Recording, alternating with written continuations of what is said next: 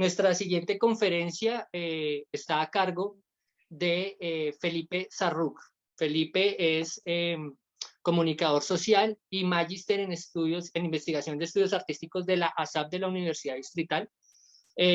Aparte, ha sido gestor independiente de espacios para la circulación del rock en Bogotá y Colombia, específicamente el Monster del Rock, la batalla de las bandas, en la cual se premia a diferentes agrupaciones de los espacios under en Colombia para conseguir estímulos y potenciar sus proyectos artísticos. De igual manera, pues es gestor junto con su organización subterránica de los premios Subterránica, pues básicamente los únicos premios dedicados única y exclusivamente al ambiente del rock y el metal en Colombia. Buenas noches, Felipe.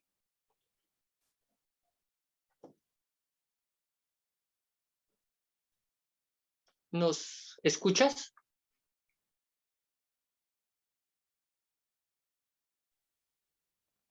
Hola, escucha. Está teniendo algunos problemas de conexión, ya estamos. Hola. Hola, Felipe, buenas noches.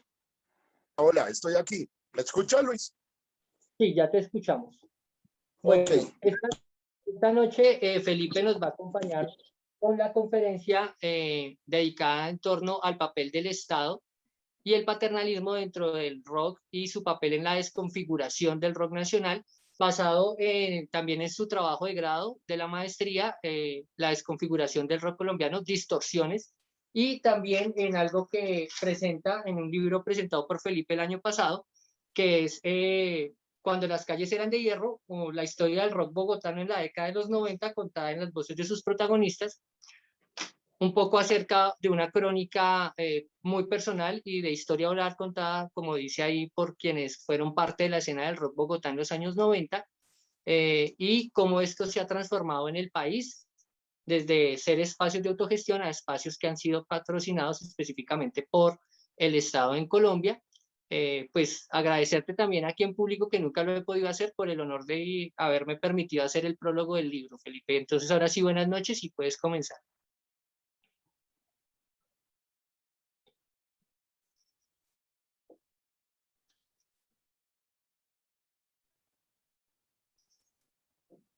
Felipe.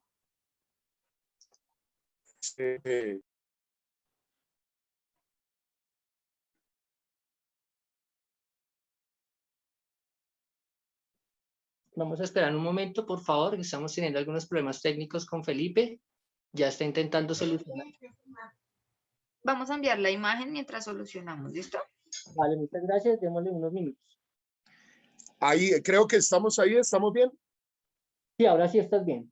Bueno, perdónenme, es que se está haciendo un intercambio entre los datos del teléfono con los datos de la red Wi-Fi, entonces creo que ya logró estabilizarse. Si se vuelve a caer, pues volvemos a hacerle. Les estaba diciendo que muchas gracias por la invitación, que realmente está impresionante, ¿no? No pensaba yo que en algún momento fuera a haber tantas personas dedicadas al estudio académico de todos estos temas. Es algo que motiva realmente. Esto creo que es la primera vez que lo veo en Colombia, y la virtualidad nos ha dado también esa facilidad de poder estar juntos compartiendo. He escuchado varias ponencias, varias exposiciones, y sí, estamos, creo que, despertando hacia temas que teníamos que haber despertado hace muchísimos años, pero nunca es tarde. Y entonces muchas gracias por la invitación a Carlos Reina, a todos los que tienen que ver con este congreso. Y bueno, hoy vamos a hablar sobre un tema que las personas que me conocen sabrán que es reiterativo en mis ideas, en mi discurso, pero que me parece muy importante, y sobre todo en este espacio, porque hemos estado escuchando la riqueza cultural, la riqueza artística de las prácticas artísticas y toda la producción y todo lo que hay, la curiosidad, pero estamos dejando atrás tal vez una parte importantísima del clúster de la música extrema que es precisamente los espacios de circulación, de exposición y precisamente esos espacios de divulgación en donde tendríamos que caer varios de los artistas que estamos ahí dándole y dándole todos los días, pero que no se están visibilizando porque hay un problema. Y específicamente voy a hablar del tema de Colombia, que es el que traté, investigué en la tesis, en la maestría en estudios artísticos ahí en la SAP. Por eso hoy el título que he colocado a esta pequeña charla es Los pecados del diablo, pero no del diablo tal vez que ustedes están pensando que tiene que ver con esa satanización del metal y del rock, porque el diablo en esta charla va a ser otro. El diablo en esta charla vamos a meterlo por el lado del Estado y en concreto del distrito de la ciudad de Bogotá y del Estado colombiano. Así que vamos a dividir esto en 4 partes para que nos alcance el tiempo. Y lo vamos a hacer en 4 preguntas, ¿no? La primera pregunta sería, ¿cuál es la relación que existe entre el rock, el metal y la política? Porque hay muchas personas, pues, que tal vez no ven que haya una relación ahí. La segunda parte o la segunda pregunta que vamos a tratar de responder es, ¿cuál es el problema en Colombia? ¿Cuál es el problema de esta relación del rock y la política y cómo ha afectado esto a los géneros del rock, el metal y otros subgéneros del rock y del metal en Colombia? La tercera parte, pues vamos a hablar ya de lo que es el estatismo paternalista y la necesidad que se vive. Y en la cuarta parte, pues, podríamos tal vez hablar de algunas soluciones sin llegar a plantear o de una vez votamos.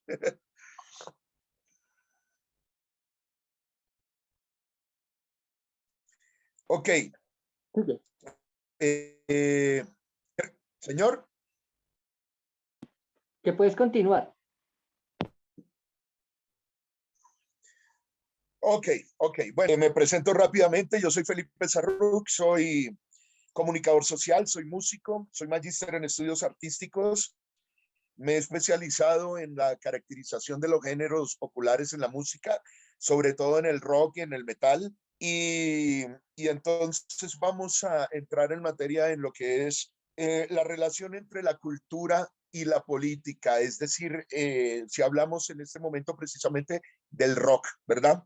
Recuerdo que hace muy poco uno de nuestros ilustres artistas acá en Colombia, Marvel, salió bravísima en algún noticiero diciendo que el rock no tenía nada que ver con la política.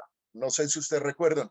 Esa frase, ese discurso lo han manejado varios entertainers que son como Carlos Vives, J Balvin, Dangond. ¿Por qué traigo estos nombres aquí a colación? Porque son grandes nombres mediáticos. Y yo quería comenzar haciendo una diferenciación importante que se tiene en el idioma inglés, pero no se tiene en el idioma español, que una cosa es ser entertainer y otra cosa es ser artist. Es decir, algo así como entretenedor y la otra es el artista. Lo que sucede en nuestra cultura, en nuestros espacios, es que esta diferenciación no se ha podido dar. Entonces, acá se revuelve todo, el entretenedor, el entertainer es el mismo artista, y es donde vemos que todo entretenedor exige estar alineado con lo que es una industria o una industria musical, que es lo importante, ¿verdad? Pareciera que la consigna es, no sirve, o fracasó, o mejor dicho, como lo usan. Entonces, es una diferenciación que tenemos que hacer y que obviamente en estos casos de los entertainers, como ya dije, Marvel, Balvin, Maluma, etcétera, tal vez la política no sea una prioridad en lo que puede ser su práctica artística, pero en el rock es diferente, en el metal es diferente. El rock y el metal siempre han sido políticos, han ido de la mano y el rock y el metal siempre han estado dentro de los estallidos políticos, pero con dos visiones muy diferentes. Una es la visión del artista y la otra es la visión del político. Eso lo vamos a tratar más adelante. Esa parte de salirse de lo político no se da mucho en otros países. En Colombia sí, porque como sabemos, el afán de triunfar en la industria llevó a los rockeros a tratar de amoldarse, a volverse un poco, diríamos, la palabra es como light, convertirse ahí en una especie de salpicón incomprensible y que ha llevado en esta búsqueda de lo que es triunfar en lo que se llama una industria musical. Entonces se han convertido en un salpicón ahí de músicas y géneros, y que han tomado y han recauchado algunos géneros, y esto lo han llamado nuevas músicas colombianas. Y esta es la parte que tenemos que discutir hoy, porque eso está un poco equivocado y no lo hemos visto desde la parte de las políticas culturales que se están llevando en Colombia para el rock. Entonces, un pensamiento es que el rock en el mundo, tanto acá en las escenas, eso lo vemos en cientos de discos en la historia del rock mundial, incluso en la historia de lo que hemos llamado el rock en español, ¿verdad? Por ahí hay una entrevista interesantísima en un programa que se llama Manjares de la Azotea en Argentina, en la Radio Estación Sur, una entrevista con Juan Ignacio Provendola. Él escribió un libro que se llama Rock Politic, 50 años de rock nacional y sus vínculos con el poder político argentino, que traza el recorrido del rock y la política en los 50 años que más o menos lleva el rock, 50, 60 años. Él hablaba, y esta es una de las visiones, ¿no? Él hablaba de que la política siempre se acercó al rock porque era un canal de proyección hacia un electorado juvenil, ¿verdad? Como lo que ocurrió por allá en el año 73, cuando ganó Cámpora y un sector de la juventud peronista convocó a los artistas de rock del momento, que quienes eran Sui Generis, Papo, Pescado Rabioso, Billy Paul, La Pesada, Lito Nevia, y todo eso fue en un festival, ¿verdad? Eso es lo mismo que sucede acá, pero eso el rockero no lo ve, porque el rockero siempre está viendo al Estado como la oportunidad. Pero por eso les decía yo que el rock se ve desde dos lugares. Desde el músico, que critica toda la opresión y que critica todo lo que está pasando. Por ejemplo, si lo vemos en el paro, en esto que está sucediendo en Colombia, en el paro nacional, pues hemos visto bandas allá afuera tocando sobre camiones, hemos visto que se han dado plantones con bandas, vimos que el Comité del Paro levantó una tarima en plena pandemia. Y que esto, el músico es rebelión, pero el político lo está viendo como que está usando al músico, en este caso, para la oposición. Entonces, como pueden ver, la relación del rock con la política es sumamente estrecha, y esto no es nuevo. Esto viene desde casi el mismo nacimiento del género, ¿no? Entonces tenemos ahí ese conflicto en donde el rockero piensa que en realidad el político o el Estado quiere ayudarlo. Y hay casos, incluso, o la mayoría de casos acá en Colombia,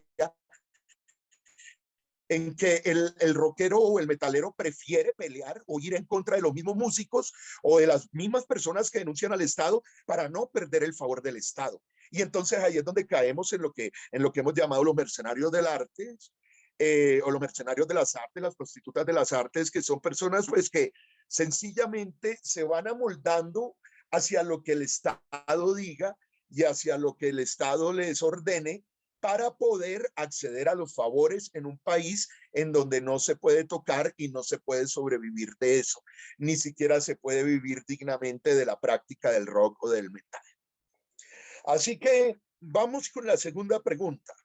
¿Cuál sería el problema en Colombia, verdad? ¿Cómo afectó este estatismo? ¿Cómo afecta esa situación a los géneros más pesados, a los géneros más duros del metal, más extremos, incluso al rock? Recuerden que, bueno, para comenzar voy a hacer una pequeña intro, que era lo que hablaba al principio, ¿no? El diablo, los pecados del diablo en esta charla no están ligados al rock and roll, al metal, a los sonidos extremos como ha sido. Esto está ligado al Estado, ¿verdad? El rock en Colombia ha estado corrupto, es parte de un sistema de corrupción de las artes que se viene dando sistemáticamente desde hace varios años, en donde varios personajes, varias entidades descubrieron ya cómo era esa dinámica de saquear el erario público a nombre del rock o a nombre de las artes, y están ahí comoditos instalados porque no ha pasado nada, ¿verdad? Y al contrario del mundo, del planeta Tierra, el rock de Colombia, el metal de Colombia no ha sido tan agresivo, digámoslo así, en la parte social, sino ha sido más bien dócil. Aquí si hablamos de la bestia, como la película, esa bestia nunca nació. Acá el rock nunca sucedió. Realmente en Colombia el rock ha existido es en algunas escenas, y esas escenas en general han sido cámaras de eco, en donde son nichos tan pequeños que se alimentan el ego unos a otros, que creen o creemos que son escenas muy grandes, pero en realidad Colombia es un país tropical en donde está. Entonces, lo feo, la parte fea de esto, es que todos esos músicos se convierten como en una gran movilización. No, la palabra es fea, pero es algo así como mendigos que a falta de no encontrar el pan en ninguna parte, entonces se ven obligados a buscarlo en Papá Estado, ¿cierto? Y Papá Estado pues se convierte en ese único maravilloso patriarca que puede darles de comer, ¿cierto? Con la condición de ¿qué? De que toquen, canten y se muevan como les dicen, ¿verdad? Entonces, por eso es que el rock colombiano como tal, que sí ha existido solo como en pequeños chispazos, pero esos pequeños chispazos, como lo hemos visto en varias exposiciones, en varias charlas en este congreso, han sido o fueron acallados muy pronto, algunas veces por las balas, como sucedió con el movimiento de rock en español que venía en los 80 y que con todo este problema del cambio de década con lo de narcotráfico, pues fue silenciado o fue acabado por la violencia, como lo vivimos propiamente en los 90, los que tocábamos en los 90, en donde las bandas de rock eran perseguidas, en donde eran satanizadas, en donde había vetos, y lo estamos viendo también con los vetos y las exclusiones que se están dando hoy en día a los músicos y personas que no quieren ser alineadas o no quieren alinearse con el discurso actual de esa folclorización estatal, ¿verdad? Entonces, aquí el Estado siempre ha censurado al rock, siempre lo ha hecho, y si ustedes se ponen a pensar, este es el único país o uno de los únicos países del planeta Tierra que claman ser libres, porque hay otros países que no son, entre comillas, libres, en donde, por ejemplo, un concejal que es un extremista religioso puede y tiene el derecho y el poder y la potestad de parar un concierto de black metal, solo porque a él en su moral le parece que es malo. Este es el único país en donde cierran, siendo un estado laico, cierran la iglesia del diablo, y siempre buscan excusas para no quedar como pensadores retrógradas, buscan excusas que tienen que ver con los papeles de la alcaldía, con los permisos, pero el trasfondo de todo se reduce a que Colombia es un país bastante, no sé, qué sé yo, tradicionalista en la parte de la religión y de una moral que todavía está ahí escrita en la urbanidad de Carreño, etcétera. Mira, nosotros en Subterránica lo vivimos en carne propia, en Sofa, en el Salón del Odio y la Fantasía, del Odio, oye, me hubiera quedado mejor así, en el Salón del Ocio y la Fantasía. Nosotros fuimos productores de contenido en Sofa durante 5 o 6 años, y el último año la policía entró al pabellón donde estábamos y literalmente nos dijo: apaguen el rock. Y desde ese momento el rock nunca volvió a estar en Sofa, y un par de ediciones que hubo después, antes de pandemia, de hecho no se podía tener tarimas con rock. Entonces el problema es que en Colombia el rock no ha existido. Ustedes pueden ver, ustedes pueden ver movimientos muy extraños que se dan aquí, y aquí voy a recomendar la tesis de la Universidad Central de Natalia Andrea Huertas, perdón, Natalia Andrea Huertas Hernández. Esta tesis se llama Sonido Transparente, y ella hace todo un análisis increíble de cómo Doctor Crápula siempre ha estado ligado a estos procesos del Estado como, si me entienden, ha sido beneficiado por algunas cuestiones como el agua, etcétera, pero por lo que tenían relaciones con otros personajes que están dentro de la política y toman a estos personajes, en este caso Doctor Crápula, y los convierten en banderas de movimientos políticos. Esto lo hemos visto con Aterciopelados, y lo hemos visto, y es hasta, a veces es muy chistoso que odio a Botero gritando en Rock al Parque consignas en contra del gobierno, sabiendo que la tarima se la está pagando el mismo gobierno. Entonces, esas cuestiones son las que no solo le han hecho perder una credibilidad absoluta al discurso del rock como movimiento social, como movimiento de rebelión, más bien lo ha hecho verse como, pues como mucha gente lo ve lamentablemente como un movimiento de pelados o vendidos o de gente que ya estamos viejos y sencillamente no queremos evolucionar porque tampoco lo han dejado. Entonces, la conclusión aquí en esta segunda parte es que el mismo Estado colombiano fue el que le dio nacimiento a los principales enemigos del rock y del metal y de los sonidos más duros, y alimentó a estos enemigos hasta literalmente lograr destruir los géneros, ¿verdad? Relegar a estos géneros a una escena absolutamente ultra underground que sobrevive solo por el amor y por la fuerza que tienen todos los músicos por el género y nada más, ¿verdad? Porque quienes quieran ganar algún dinero para trabajar y ganarse un sueldo de la práctica artística deben someterse a esta doctrina del Estado que viene desde hace bastantes años, sino que a principios del 2000 fue modificada en su discurso con la llegada de algunos gobiernos un poco más de izquierda a Bogotá. Entonces, dentro de estos agentes más destructores se encuentran, por ejemplo, Psycho, se encuentra, por ejemplo, Idartes, que son agentes que nos han querido ver, que nos van a ayudar, que son creadores de escenarios, creadores de espacios, pero en realidad, por ejemplo, si vemos algo como Psycho, entonces nos damos cuenta de que sí es una organización privada, pero es en realidad un monopolio protegido por el Estado que incluso utiliza a la Policía Nacional para hacer sus cobros.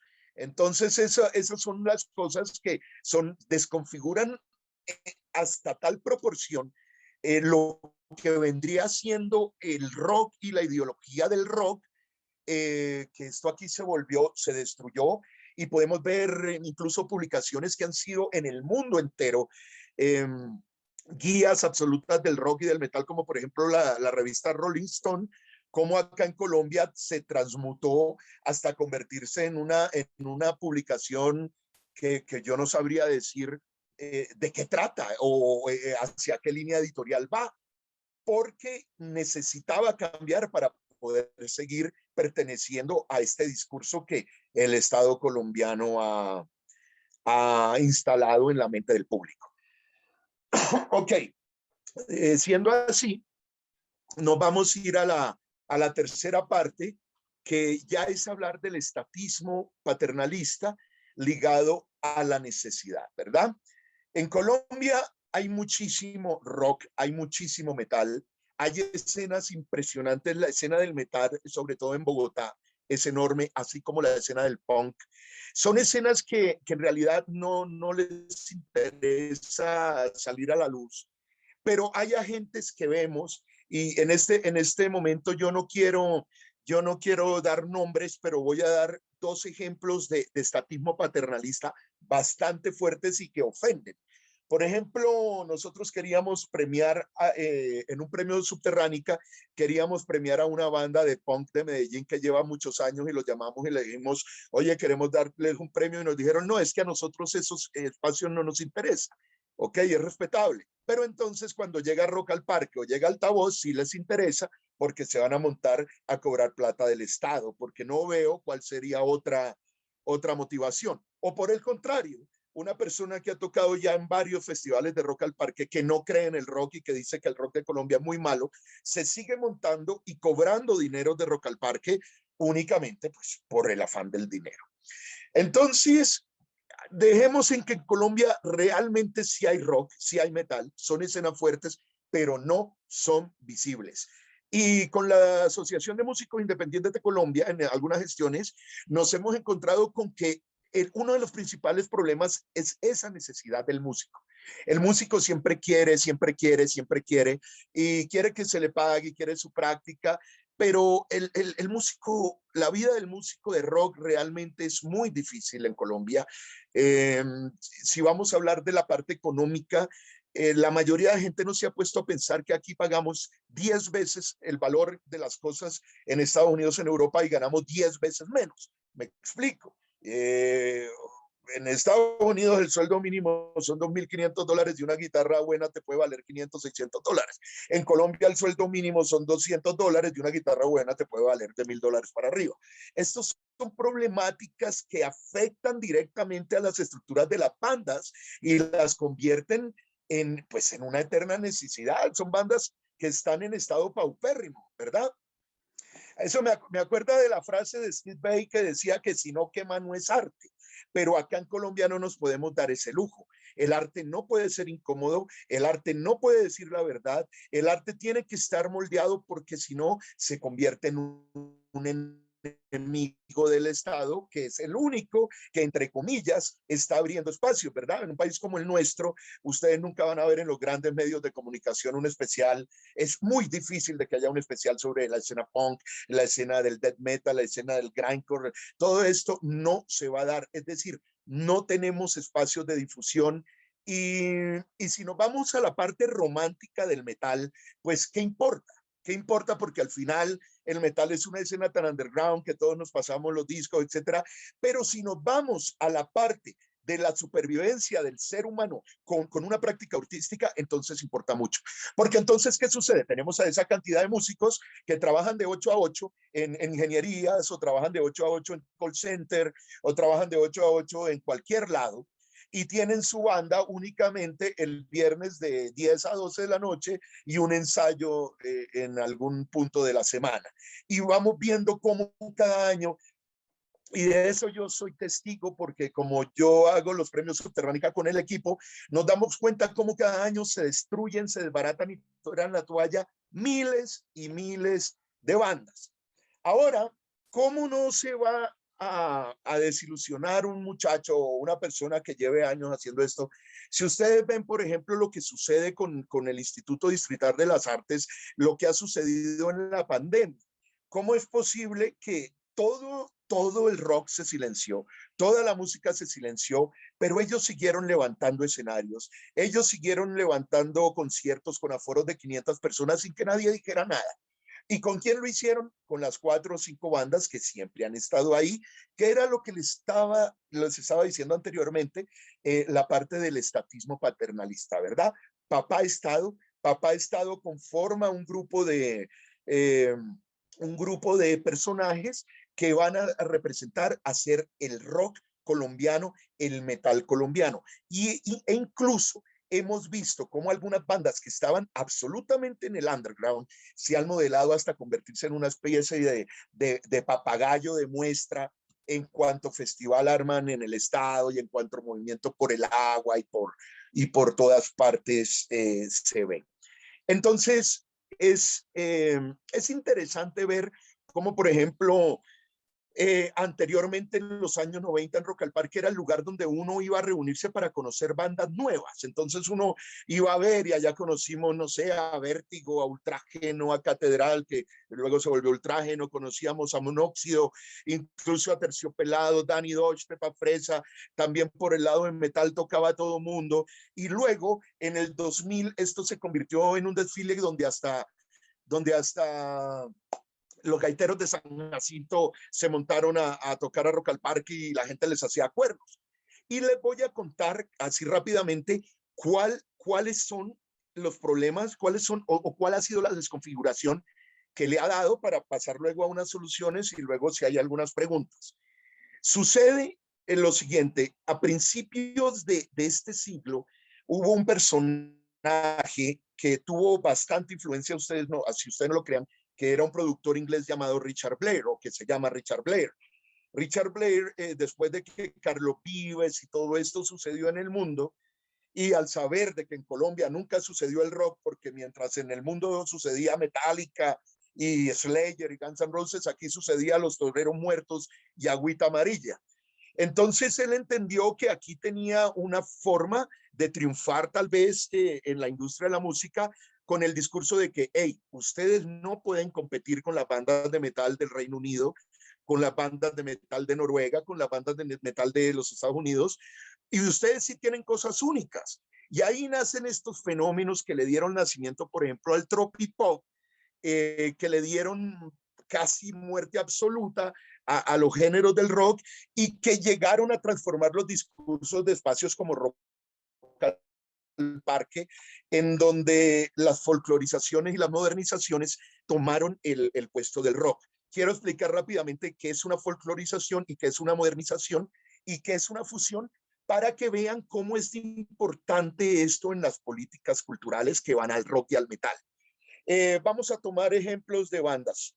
Por ejemplo, hablemos de lo que es una fusión. Se supone que una fusión es cuando hace una sopa, le echa varios elementos y listo. Ahí queda revuelto. Entonces usted se toma la sopa y si no tiene un sabor determinado, podemos decir que es una fusión exitosa.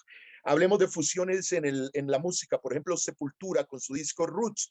No sé si ustedes recuerdan ese disco, en donde Sepultura toma un poco de elementos de la percusión brasileña y se escuchan ahí en el disco, pero lo que tienen ustedes que mirar es la jerarquía. Esa palabra es mágica.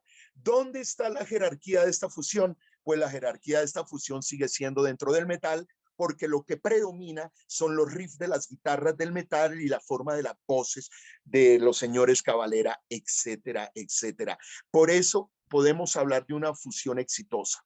Pero cuando ustedes toman un trabajo, por ejemplo, lo de Messier Periné, ¿cierto? Entonces, o lo de quién más, Bomba Estéreo, o lo de Chucky Town, o lo de estas bandas, ustedes lo que están viendo es que ellos están trabajando ritmos que ya existían sin cambiar ni su forma, ni cambiar, ni alterar su sonido, sino que sencillamente le están modernizando el sonido con instrumentos electrónicos. Entonces ahí es donde comienza esa desconfiguración y donde la gente y los agentes del arte que no han estudiado los patrones rítmicos y que no han estudiado la música, entonces creen que todo lo que lleva una guitarra eléctrica es válido decirle rock. Y eso le pasa, por ejemplo, a nuestro amigo Chucky allá en Rock al Parque, en donde todo lo que lleva una guitarra eléctrica es rock. Pero, por ejemplo, hablemos de Messier Periné. Eso no es rock, en ningún momento lo es o lo será. Es sencillamente el swing modernizado con instrumentos eléctricos, ¿verdad? Vámonos hacia el otro extremo. Eso es lo que se llama una modernización. Vámonos hacia el otro extremo. El otro extremo lo vemos en muchísimas bandas alrededor del mundo. Eso no es nuevo. Y es, por ejemplo, lo que hacen los amigos de los Rolling Runners, que es genial, a mí me encanta. Pero eso se llama una folclorización. Usted no puede coger una canción de los Rolling Stones y convertirla en un, no sé, en una carranga pura y decir que es rock, porque lo que usted está haciendo es folclorizando una canción de rock. Entonces ha habido un conflicto bastante grave en los agentes o los curadores de los festivales, y de ese concepto se enamoraron en Colombia muchísimos de los periodistas musicales, muchísimos de los curadores, muchísimos de los directores de las entidades del Estado, quedaron encantados creyendo que esto era el rock colombiano y desbarataron y desconfiguraron todos los espacios y todas las políticas culturales de rock para darle espacio a estas modernizaciones y a estas folclorizaciones y a estas fusiones en donde la jerarquía no era el rock, para construir espacios nuevos y sacarse billete del erario público, que es el único billete que existe para la música rock en Colombia, porque hay un detrimento terrible en la escena rock, en donde vemos que las personas pagan boletas de 500, 1 millón de pesos para ir a ver a Foo Fighters, pero cuando tienen que pagar 5 o 10 mil pesos, que ojo, es el mismo precio de un concierto en los 90, y los músicos me pueden corregir, yo recuerdo que pagábamos 5 o 10 mil pesos en los 90, es el mismo precio hoy en día y eso les duele. Ese es el problema del estatismo paternalista que es más hoy en día, no es el estatismo que existía hace siglos, en donde los reyes decían quiénes comían, quiénes morían. Este estatismo es un poco más ideológico, adoctrinador y tiene algunos conceptos teóricos bravísimos que si nos podemos a discutir aquí, pues nos van a dar las 4 de la mañana y vean esto ya, tenemos nada más 20 minutos. Eso es el problema. Ahora, la posible solución es difícil porque Colombia, como lo dijo, no recuerdo quién lo dijo, porque yo lo digo a cada rato, pero no quiero ser yo.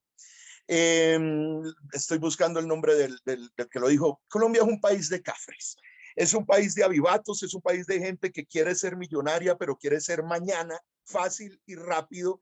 Entonces, los personajes que ya están instalados en estas políticas públicas no las van a soltar en pro de que una escena metal, de que una escena rock vuelva a florecer en el país. Esto no va a pasar porque en el mundo no está sucediendo y cuando fue momento de que sucediera, tampoco tuvimos ni el coraje ni el valor nosotros mismos los músicos de pelear por ella y ahora por eso es que la escena está como está en la parte, como le digo yo, de la industria, de la circulación, etcétera, porque en la parte musical la escena es poderosa y la escena está mucho más fuerte que nunca. Entonces, yo quería plantear ese problema porque no siento que se haya hecho muy visible y va de la mano con toda la necesidad y con todos los cuestionamientos que se han hecho en las charlas de ayer y de hoy y que creo que estamos en el espacio adecuado para que algunas personas que son teóricas y que son estudiosas de otras áreas que no tienen que ver con la música, como por ejemplo la sociología o como por ejemplo la psicología, puedan ayudar desde este punto de partida a ver cómo hacemos para depurar esas políticas culturales de estos agentes nocivos o positivo tóxicos para que el rock vuelva a tener esa voz que es necesaria en una sociedad. Porque es muy interesante el mensaje que se está dando, como hablaban esta tarde, perdón, sobre todos esos panoramas de la violencia, los panoramas de los problemas sociales, los pintas el rock, eso no los pinta el reggaetón, no los pinta la salsa, no lo pinta la cumbia, hoy en día lo está pintando en el rock y son voces que tienen que ser escuchadas y que necesitan trascender dentro de la memoria cultural del país. Miren, para terminar, antes de preguntas o algo, a veces es bien desconcertante. Por ejemplo, nosotros abrimos la primera exposición del Museo del Rock Colombiano, como de guardar precisamente esta memoria histórica, o no histórica, esta memoria cultural de todo lo que es el rock. Y son los mismos músicos los primeros que ponen problema para hacer un espacio de estos. Encima de eso, uno ve la resistencia de estos agentes culturales, sea privados o públicos, que como no es de ellos, entonces no sirve. Y eso es algo bastante frustrante porque yo veo que colombianos peleamos contra colombianos, músicos peleamos contra músicos y en realidad quien está perdiendo ahí es la práctica artística. Entonces, eso en general es el marco. No sé si Lucho quiera discutir algo o si tienen algunas preguntas, muchachos.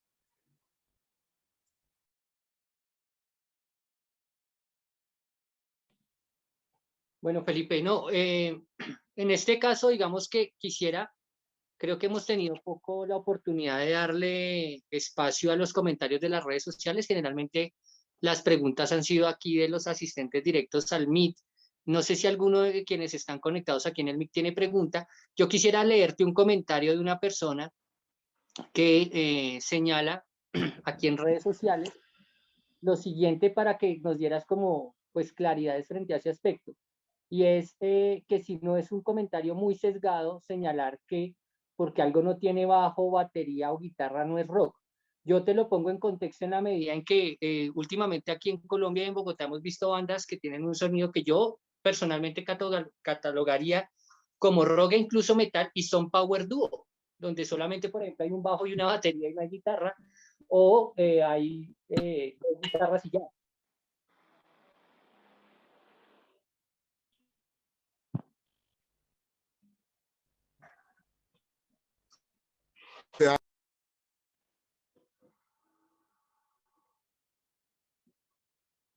¿Me escuchas?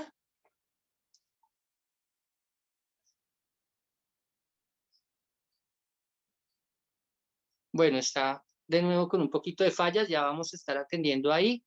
Les recuerdo que en unos... Bueno, ¿me Aló, escucha? sí, ¿Ya? ¿Regresé? ya Ok, mira, regresaste. no, yo nunca en ningún momento dije que por no tener bajo, batería o guitarra no sea rock. Y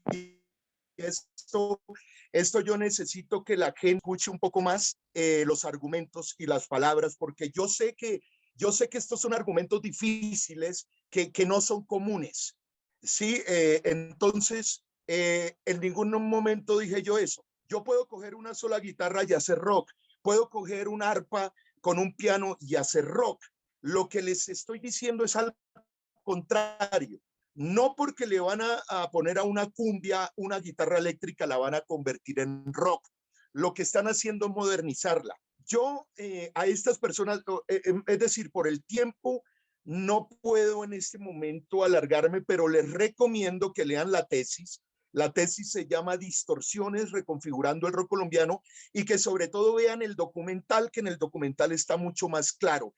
Porque es que me he dado cuenta, Luis y todos los que están participando en el Congreso, me he dado cuenta que las personas no, del desespero que les da, usan falacias lógicas para poder tergiversar a veces los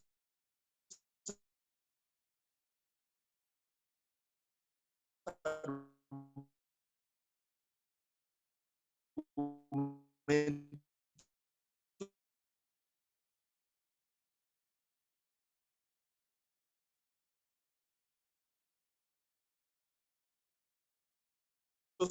que les molestan. Y claro que sí, si hablas por ahora a la Diablo Orquesta o váyanse a buscar a The Who, HU, eso lo pueden ver ustedes en muchísimas partes en el planeta Tierra. El pecado del diablo no está en tratar, en decir que no se puede hacer rock sin bajo, batería y guitarra, sino el pecado está precisamente al contrario, en decir que todo lo que tiene bajo, batería y guitarra es rock, si me hago entender.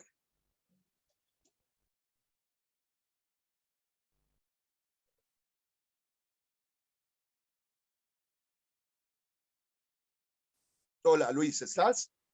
Sí, ya.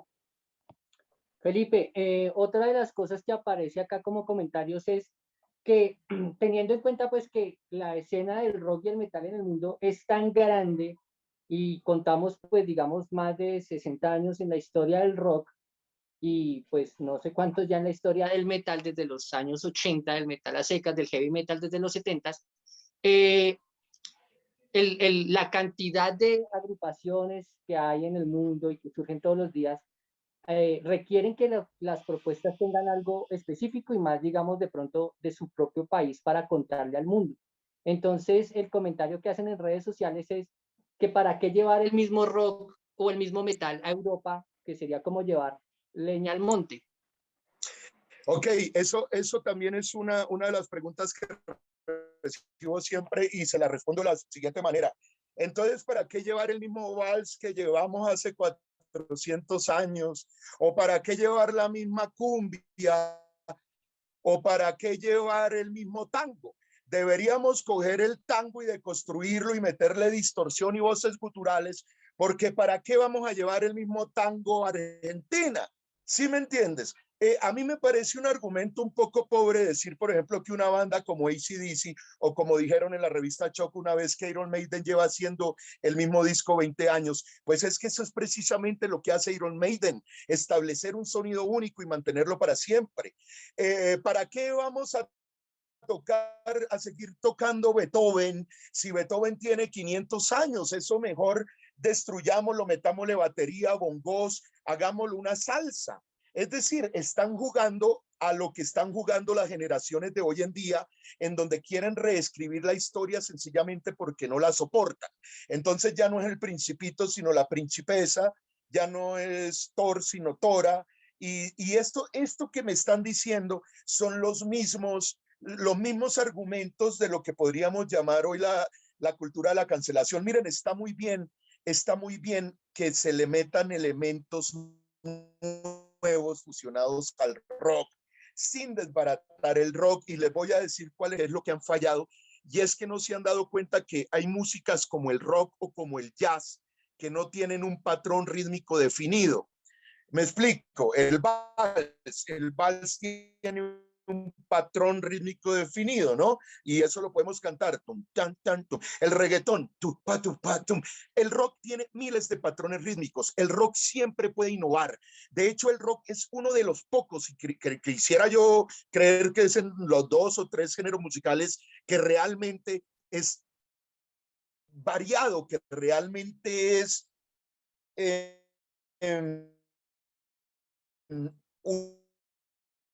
universal.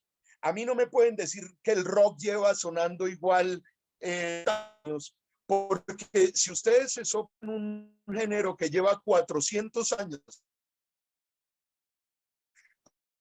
con el mismo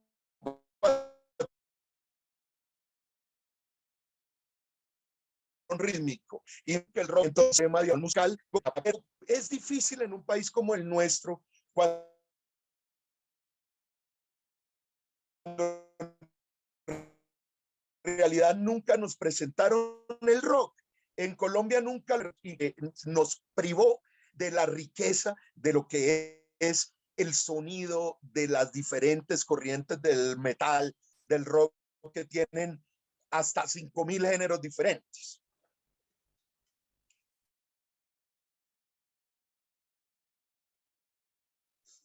Bueno, Felipe, no sé si las personas de aquí de programación me dicen si estamos bien de tiempo para una pregunta más. Tenemos 8 minutos para cerrar en punto.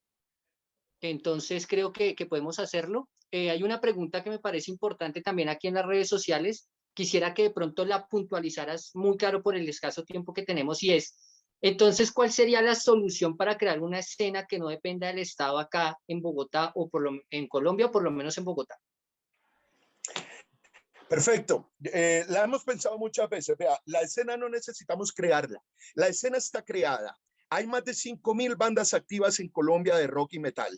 Tenemos la base de datos y son bandas que tienen una calidad musical excepcional. Nosotros no tenemos que trabajar en una escena musical, sino tenemos que desmontar primero que todo esa armazón, esa estructura de eventos y de gurús musicales que son empíricos y que se han instalado a decirle a todo el mundo cómo tienen que sonar, qué es el rock, y sobre todo el músico de rock y de metal nacional tiene que sentarse y pensar un poco en lo que es la humildad y darse cuenta que primero nosotros no inventamos nada. El rock ha estado inventado desde hace mucho tiempo. Nosotros no tenemos por qué reinventar el rock porque nos pertenece de la manera de que es universal, así como nos pertenece otras cuestiones que no son nuestras, como el fútbol. Metemos ruana al fútbol, metámosle una ruana y para hacerlo más colombiano, y le metemos sombrero volteado para que se sienta más colombiano. No, señores, el fútbol está inventado, el rock está inventado, el vals está inventado. Si quieren meterse a inventar cosas es muy difícil. Lo que tenemos que hacer es llevarlo un poco más allá de lo que tenemos y hacer visible esa escena tan hermosa que tenemos, y tenemos que trabajar en el público. Mi opinión o mi propuesta sería: comencemos a desmontar de esos puestos del Estado a personas que no tienen las competencias ni las capacidades para dirigirlas y para llevarlas. Me explico. Comencemos por desmontar algo como Rock al Parque en la manera en que está montado y convertirlo en un verdadero espacio de expresión y de circulación de nuevas bandas y de bandas de rock, de ver como todo, comiencen a traer gente calificada que le pueda guiar a los músicos hacia cómo pueden entrar en mercados internacionales o cómo pueden hacer para circular. Comencemos por abrir más medios digitales, comencemos por abrir, o sea, por darle una educación rockera a el público y sobre todo los agentes, porque de nada nos sirve tener 5 millones de rockeros que están tocando si tenemos solo 10 personas que los escuchan. Eso sería un primer buen paso y hay mucha gente que está tratando de darlo, hay mucha gente que está trabajando en esto y hace 10 años hablar de esto era muy difícil, pero hoy en día ya la gente es mucho más receptiva.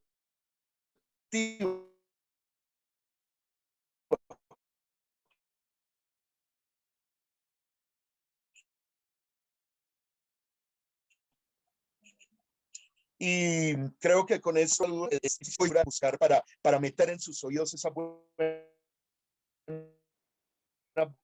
bandas y comiencen a tener el rock y el metal.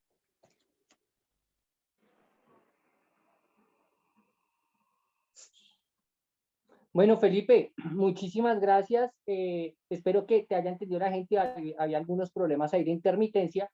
Recomendarle a la gente que me está preguntando ahí en redes sociales sobre tu libro, de igual manera tus otros libros también, principalmente en el tema de rock, creo que Cuando las calles eran de hierro, la historia del rock en los años 90 y eh, distorsiones acerca de este problema específico del papel del Estado en lo que ha sido la exposición del rock y el metal en Colombia y también, digamos, la dependencia de los festivales.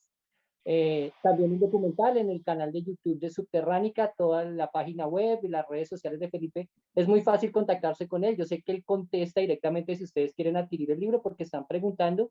Y quería darte pues gracias por compartir tu visión de lo que ha sido tu experiencia y tu papel dentro del conocimiento del comportamiento de la escena.